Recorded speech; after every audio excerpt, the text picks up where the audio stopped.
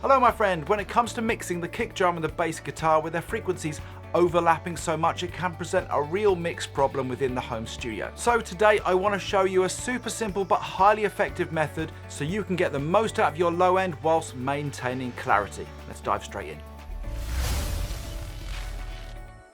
Okay, so first up, I've reached for a spectrum analyzer. I'm going to run it through my kick drum and pay particular attention to where the fundamental peaks of the kick are. Let's take a look.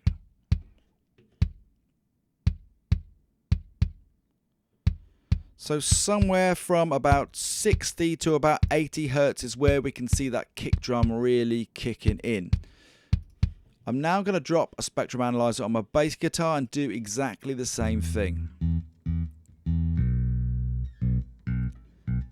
So we can see quite a lot of energy around the same place of the kick drum as these two instruments overlap, but you can also see a lot of peaks occurring between around 1 and 150. So I'm going to focus on these two frequency bands to promote the character and tone of these instruments whilst also creating clarity in the low end. So first off, I'm going to reach for a Pultec style EQ. A Pultec style EQ is going to be very useful for working with our kick and with our bass, particularly because you can do the Pultec trick, which is boosting and attenuating at the same time. And with our fresh information, we know that if we do a boost as close as possible to those fundamental peaks, which were around 60 to 80, so I'm going to choose 60 on our Pultec EQ, we know that by bringing in some attenuation, we're going to get that attenuation curve after that frequency band, which is going to be around where our bass is sitting, around 100 hertz plus. So this Pultec is going to help to create a nice big fat kick drum, but also carve out some space for our bass guitar. Let's dial some in.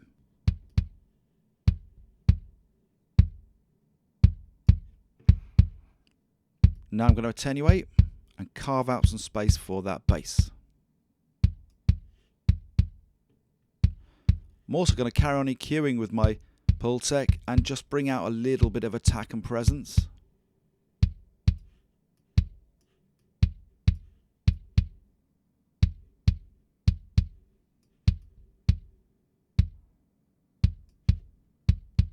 Without. And with. Let's take a listen with the bass. Without and with. So now I'm going to move on and do similar moves with my bass guitar, knowing that my bass's fundamental energy is sitting around that 100 to 150 mark and that I've carved out some space from my kick drum already. So I'm going to start dialing in a boost at 100 hertz on my bass. And I can really hear that bass fattening out. And I'm going to apply the same method that I did in the kick, bringing in some attenuation to tighten up my bass and also carve out a little bit of space for any other instruments which may be coming into my mix around that low frequency area.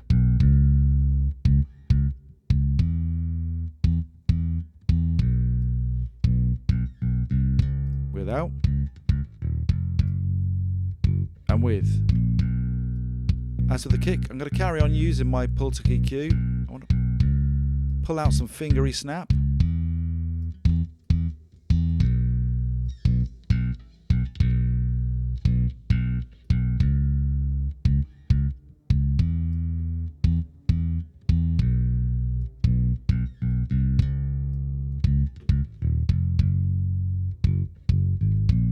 So let's take a listen to our kick and bass mix with our Pultecs.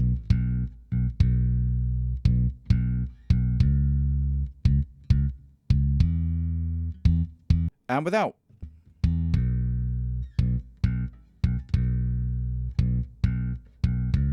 So that's a super simple technique utilizing a spectrum analyzer and a Pultec style EQ to start getting the most out of the low end whilst also creating clarity. So don't be in the dark next time you're mixing in the low end. Try this simple technique and I'll see you next time. I know remembering loads of EQ frequencies can be a bit of a brain melter, so I've got for you a free vocal EQ cheat sheet. You can download that below this video, but if you're ready to take your mixes to the next level, I've got a whole bunch of premium courses and an exclusive 20% off discount code for you, YouTube20, to say thanks for watching this video.